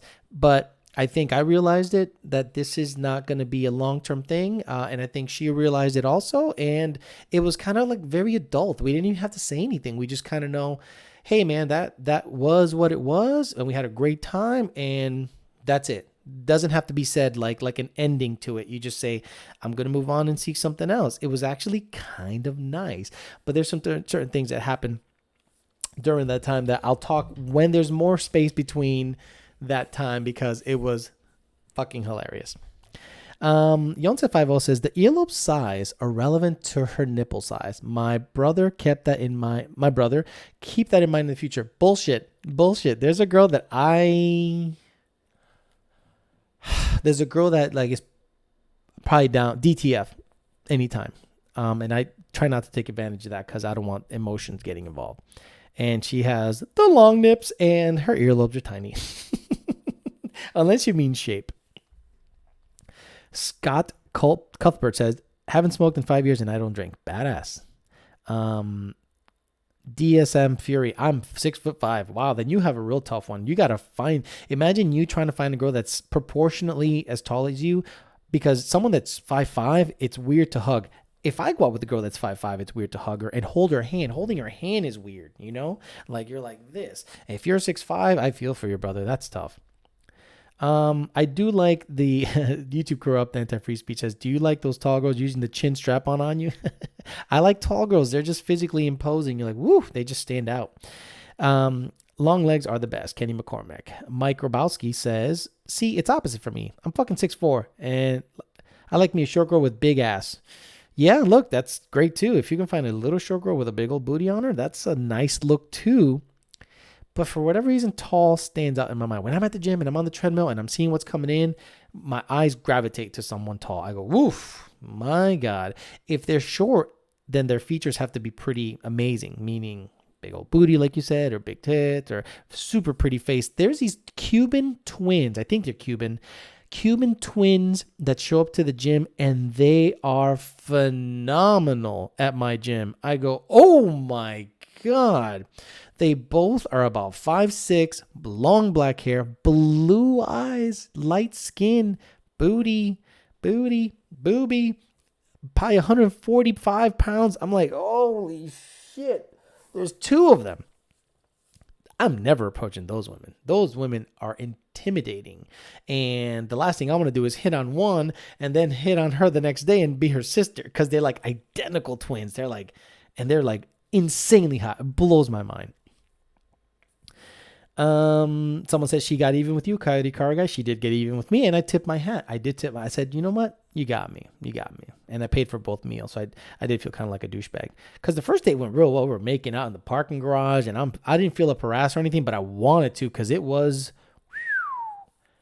oof, that one got away. Look, I'm going to be honest. There have been women that have gotten away where I probably should have pursued them and not been such a flaky asshole. Beatrice was one of them. Where I should have pursued her. I should have seen it through, but either I was not in the right mindset, or just being a flaky asshole, or just trying to date everyone and everything at that time. And I screwed that one up for sure. Victor A says, do you like small or large areolas? Aesthetically, on the smaller side. Aesthetically, they don't bother me one way or another, but aesthetically, on the smaller side. Okay, so it's 99% true. Yonce50 about the nipples and the earlobes. Alejandro Flores, using the little blue pill considered juicing or having a hidden turbo? Is using the little blue pill considered juicing or having a hidden turbo? The little blue pill, the Viagra, and then there's also like some edible stuff that you can take that it kicks in later. If you need it, I don't have any issue with that. Erectile dysfunction is a thing. It's blood flow to the penis. I've been very lucky. Look, I'm super lucky that I have not had issues. But if I do have issues with that going forward later in life, I am not opposed to fucking popping that shit. Fuck it, and yeah, it's considered cheating, but at least I'm keeping it up for the girl, like, hey, look, this is for you, baby, because I can nut in the bathroom later, I can just jerk off and not be good, but I'm doing this for you. Yeah, I guess it's considered cheating, but okay, women later in life sometimes have trouble, and not all women are like gushing wet down there. It's just, it's different. Every woman's different. You have to do your job down there. If you're not down there doing your job, getting you and her ready for everything, then you can't blame her if she's not exactly ready. But if you're not, at attention and you need a little hand, I'm not opposed to you guys taking that stuff. Fuck it. It's to please both of you in the bedroom. Why not? Ginger, no Marianne. Yeah, I like ginger. I like ginger women. I look at them and I'm like, oh, redheads just, I fucking look at them and I'm like, ugh. Actually, when I used to work at VMP, there was a girl that worked there that's a redhead, and she was very, very attractive. Very attractive. I was like, but I was in a relationship back then, and then I moved, and then I now work for Lund Racing. Do you like size? How big around? Someone says size? How big around? Wow, what are you guys saying? Jesus Christ, you guys are getting into some weird shit. Why do girls with big tits have small feet? Nothing grows in the shade. Very good. When do gender roles reversals happen? When gender role reversals happen, it's downhill from there. You got to understand, a lot of guys fall into that trap because they become the son. If you have a kid, and then the woman now becomes your parent, telling you, don't fucking fart, don't shit your underwear, don't put your feet up on and then you're like a baby. You got to make sure that you are a man and you act like a male, meaning take care of the household, don't make a mess, don't become the baby, be the alpha, be her, her mate, not her fucking kid. The moment you start becoming a child and having her do mommy things for you, now she runs the show because she's mommy. She tells you what to do. And you're like, okay, baby, fuck that. Come on. 5 Point Slow says, Carrie. Yes, Carrie. Carrie is a very attractive woman. She's a very attractive woman. I worked with her for over a year. And yeah, she was a very attractive girl. Redhead, green eyes, from the Boston area. Short little tight package. She's a good deal. What gender? Perfect hit line for twins. So you so fine, God made two of you. No, because I don't think these girls know English.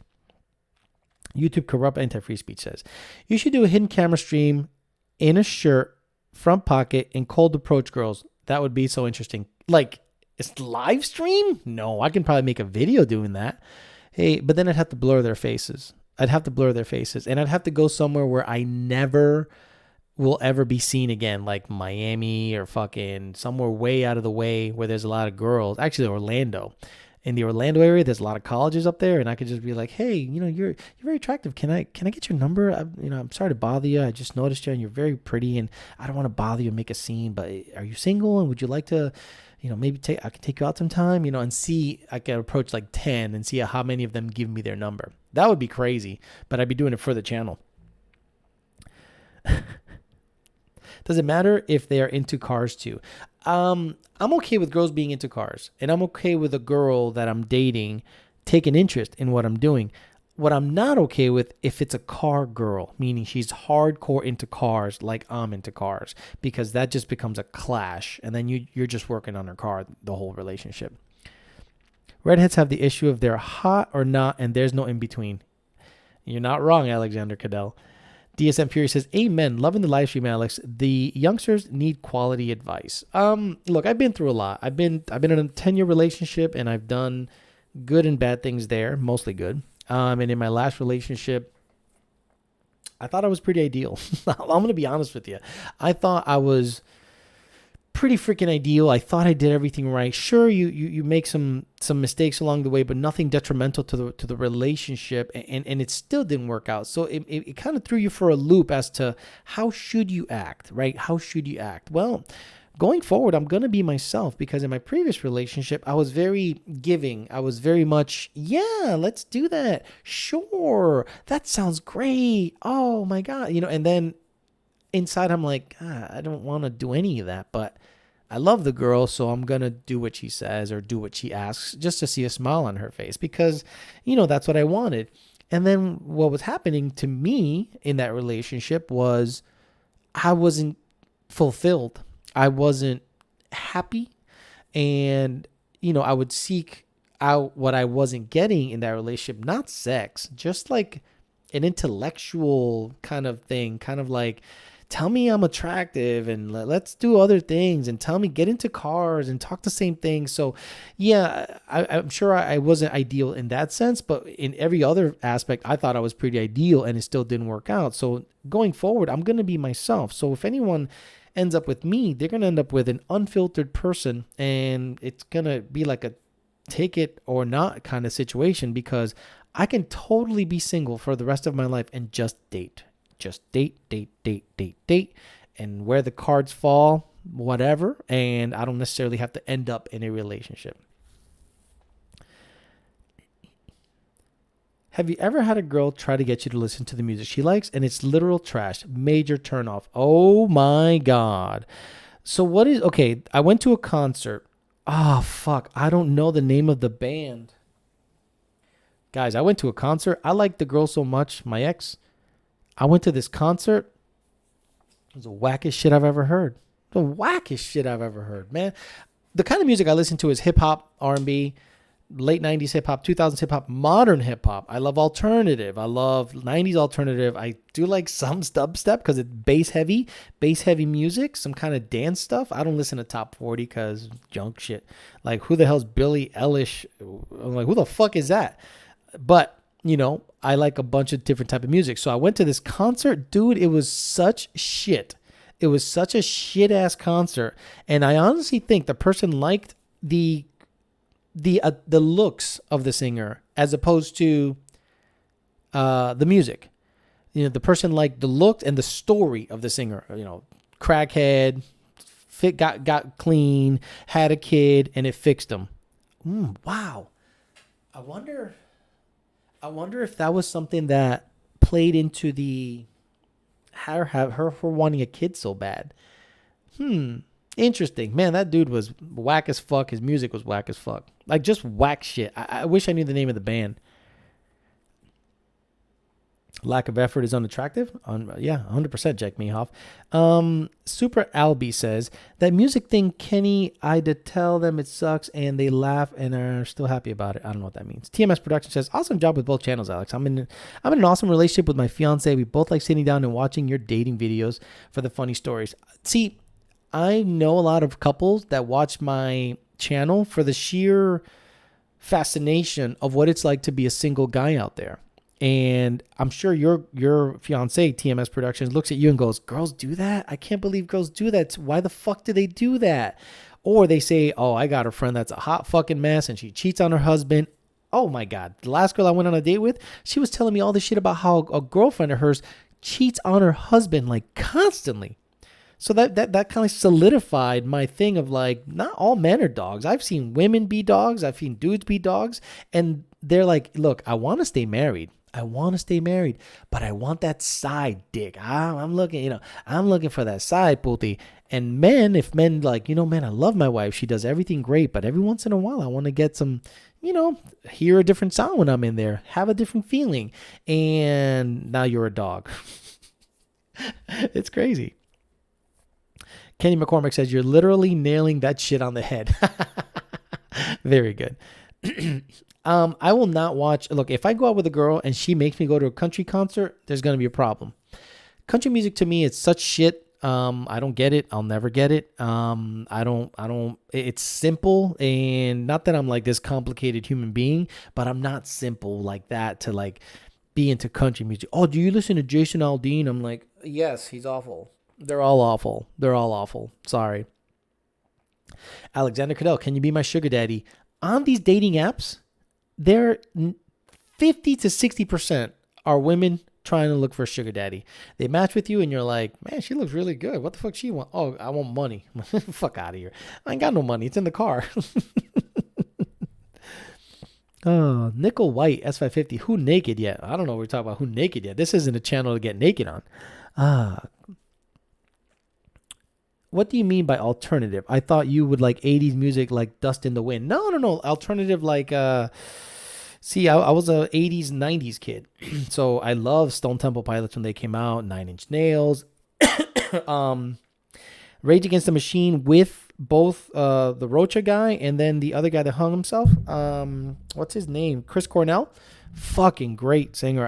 And then Temple of the Dog. Good album. Great album. which was the lead singer of Pearl Jam, Chris Cornell, and it's like a super band. I listen to 90s alternative all the time, 2000s alternative. I even listen to like some modern kind of alternative stuff that I'm at the gym and I'm like, hey, that sounds pretty good. And I just pop it on the radio. Not that I'm blasting it from the radio, but if it has a good beat and it has some layers to it, I'm all about it. I'm not some old motherfucker that like, oh, I like nothing but, Stevie Nicks and, 80s music, Huey Lewis and the News. No, look, I like modern, alternative, old hip hop, new hip hop. I'm with it. Like right now, when I come in the house, the first thing I tell my Alexa, I go, hey, Alexa, play Lil Baby.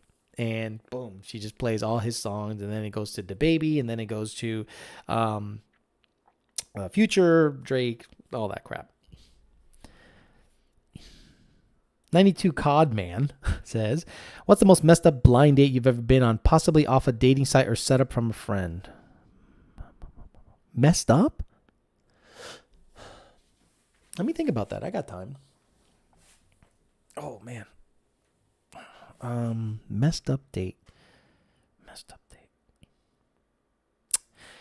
See, I filter the women now. I don't allow myself to go on a blind date unless I know a lot about them. Like I want to see pictures, front, side, back. I want to see you smiling, you not smiling. I want to see you in different situations. No, I haven't been on a blind date.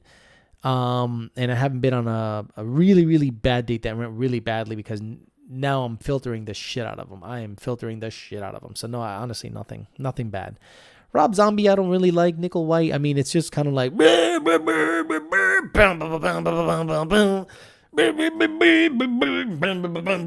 all the same shit. I can't even do it. My vocal cords are weak. Jesus Christ. Ford Racing says the Eagles. Look, the Eagles, it's hard to not like the Eagles. If you like layers and great musicians, it's really tough not to like the Eagles. Rolling Pure Muscle says, what time are the putes walking in? I wish I had enough balls to bring girls here knowing that they're probably not going to be in my life for a long time and just like eye candy. But I don't have it like that. If I know a girl, I wouldn't subject her to that, to like, objectivism. I'm probably going to be smashing and you guys will never see her. You're probably never going to see a girl I'm dating on any of my channels because my private life is private.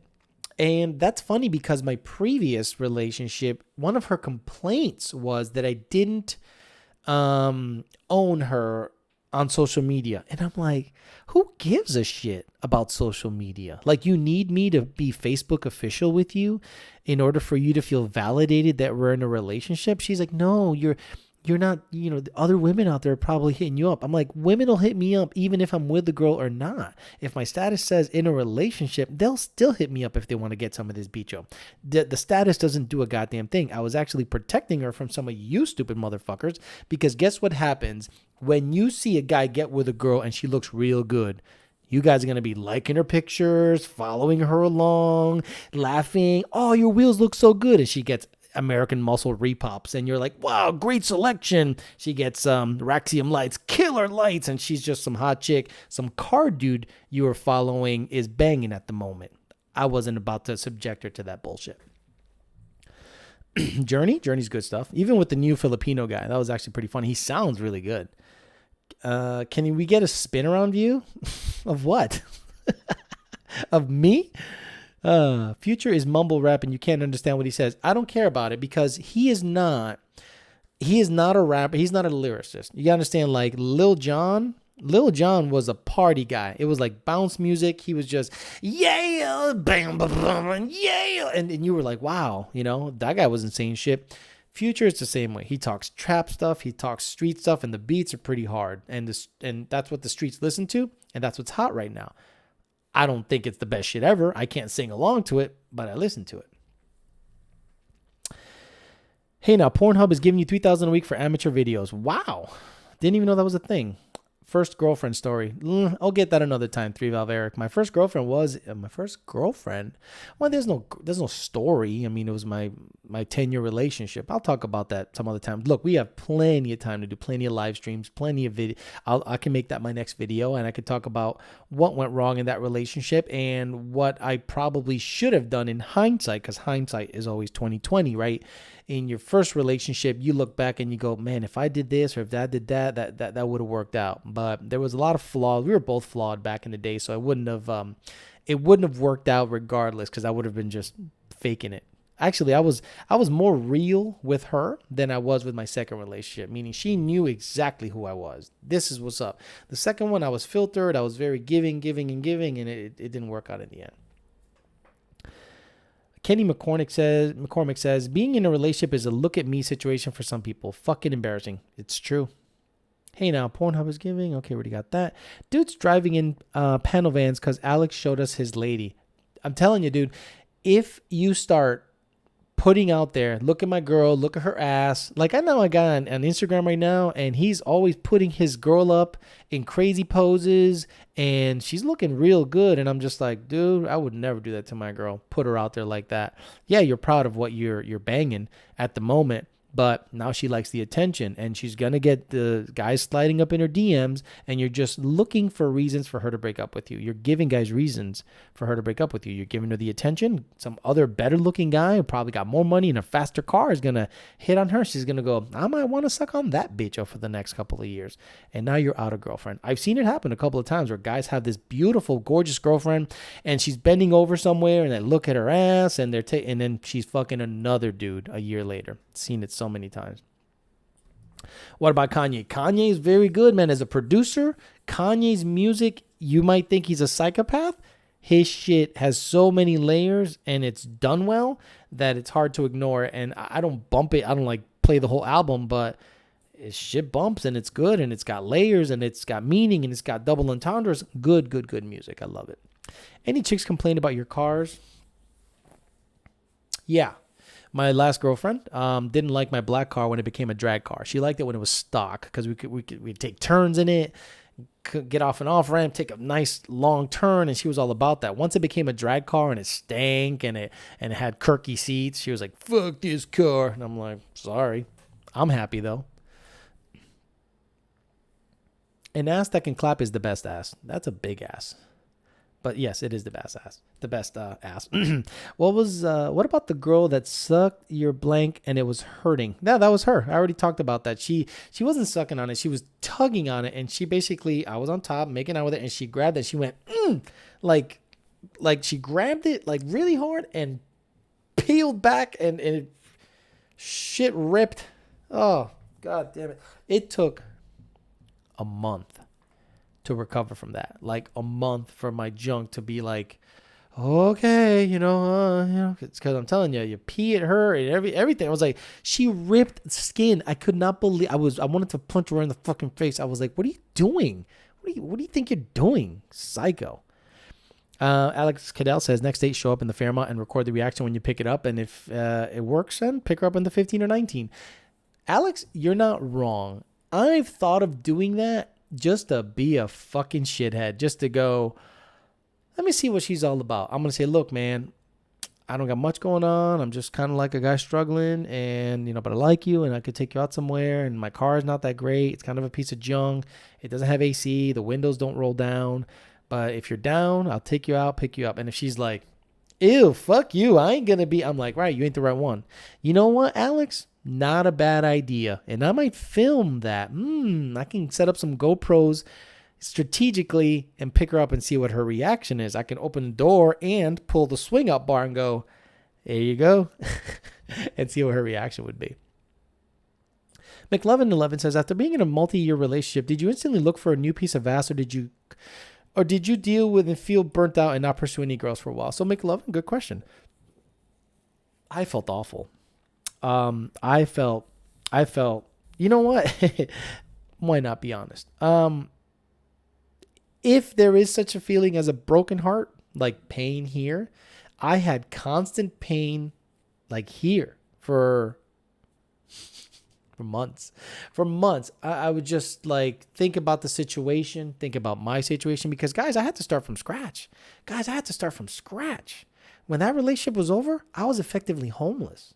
And I don't talk about that often because it's a point of pride, but I was effectively homeless. I had nowhere to go. The moment we decided this is it, it's over, I'm homeless. So I moved out and stayed with a buddy for about a week or two and got an apartment. This apartment, it was the cheapest one in the area because I still wanted to stay in the area. And I ended up kind of liking the area. It's getting a little dark right now, but I'll work that out later. I'm not here that often to give a fuck. And everyone's super good here, super nice. It's just a little loud. So, I had this constant, feeling of pain, whatever. So 3 or 4 months later, I went to a party, and I got to be real vague, but I went to a party and I saw this girl that was at the party, and I was like, whew, she had this killer smile, big booty on her, looking real good. And I wasn't in the mackin' mood at all. I was like, hey, how you doing? Blah, blah. She goes, oh, I know who you are. Oh, no. She goes, whose friend are you? And I'm like, I'm his friend. Oh, wow, that's great. And we started talking, and then she was very engaging. She goes, that's my daughter. She's a pain, and she's done, and she's wild, and I have another, I have a son. And I was like, oh, she had a couple kids. And I was like, okay, good. Then we found out we had a mutual friend. And took a picture. She's like, let's take a picture for him. I was like, okay. And she sent it to him, and it was, So that feeling went away. I was able to talk to a female. I felt good about it. Nothing ended up happening, but it made that feeling that I had for a long time kind of went away, and it allowed me to pursue people dating. And I got right back in the dating scene, and I got back to being acclimated. And then I had to relearn how people date nowadays, how to approach a woman, how to be nice, how to be cordial, what kind of women are in Florida. Women in Florida, completely different than women in Pennsylvania, completely women in Texas, completely different from women in Orlando. So South Florida, it was a special place to date. Look, I still haven't found anybody that I want to shack up with long term. So it's still a bit of a struggle, and I'm still kind of figuring it out. But that feeling of that anxiety, I guess, it was gone about 3 months later after talking to someone, and that person helped me kind of get out of the funk. Michael Hernandez says, let's ask the real questions. Do you have any moves for guys that don't have a lot to work with? Okay, let's go. So I've noticed that if you get on your knees, all right, so get on your knees in bed, right? Get on your knees. And I told a buddy of mine this. It's a good trick. So if you're like laying on top of the woman and you're just kind of, pumping away, that's fine. And the woman can get kind of sick of that. So if you get on your knees and you bring the woman really close to you, really close, and her legs are out, and you can put both up and hold her by her ankles, and you can get in there, but you got to have a bouncy bed. If you're on your knees, she's on her back and really close to you, you can get some depth in there. You can get some depth, and the bed coming back and you coming forward and kind of like having the bed help you, and you can just slam away. Now be careful, because you can bust real quick, because that's when the noises start getting made. Like, it's like my move. Like, I'm like doing this and I'm doing that, I'm doing this.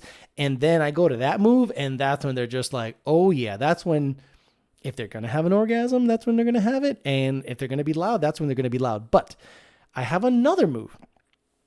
In that same position, on your knees, in bed, take one leg, toss it over, and on her other leg, which would be, let's say she's on her back, she puts her left leg between your legs underneath, and her right leg kind of goes open over. So she's kind of on her side so she can see you, but you're kind of doing like a half doggy style position. That's right. Her leg goes between your legs and you're on your knees in bed. The other leg goes up and over, and you bring her really close to you, and you can slam away in a side position, and the angle of the dick going in and out of there, I'm telling you, it's just awesome. So hopefully you guys can try that tonight with your wives and report back as to how you did. And and I'm telling you, if you don't get a positive reaction, I'll send you money. I'm telling you, everyone that unless you got a lot of dick and it hurts the woman, that move is like my go-to move. I do the, on top, on the side, have her on top, but then I'm like, okay, get ready. Shit's going down. That's the one you reserve that move for someone you want to really impress. You don't want to give them everything the first night, but if you're like, I want to impress this one, I want her to talk to her friends about this dick, you do that. Mario Servin says, wife is home. See y'all later. Try it. On your knees, bouncy bed, her on her back. Get right in there. Her legs are going to be up in the air. Sometimes I put 2 legs in one hand, like by her ankle, like cross them a little bit so you can get one. And you can grab the other hand on her butt, do whatever. It's a good time, but be careful because it's really good. YouTube Anti-Free Speech says, I like to pick up a girl and have the back of her knees, crux my arm, and sling it J-Max style. Back of her knees, pick up a girl. Okay, yeah, well, that's good, but she got to be kind of on the light side. My ex-girlfriend was like 140 to 150, and that was a perfect weight. I could move her around easily. Anything above that was going to be tough. That side bicho, exactly. That side bicho changes lives. Can you get the blow up doll out of your closet and demonstrate for us, please? Wow, you're gay. You want me to see me? You want to see me fuck a doll? I love you. All right, let me end it here because it's been almost 2 hours since I've been on, and I obviously can talk for a very long time. Again, guys, really appreciate the support. 120 something guys on Livestream with less than 1,000 subscribers. That's amazing. Just make sure to subscribe to my channel. I want to see if I can monetize that one too. And I think if I get over like 1,000 subscribers, it starts to make a little money. I'm going to try to upload 2 to 3 videos a week on that dating channel. If you guys have any subjects that you want me to cover, make sure to leave it on one of the comments on one of the videos. Say, hey Alex, talk about this subject matter, talk about that subject matter. I'll do my best to talk about that subject matter. I've been dating for a very long time, 2 years, and very aggressively, so I've had a lot of experiences with things out there, and I tend to psychoanalyze the people I date.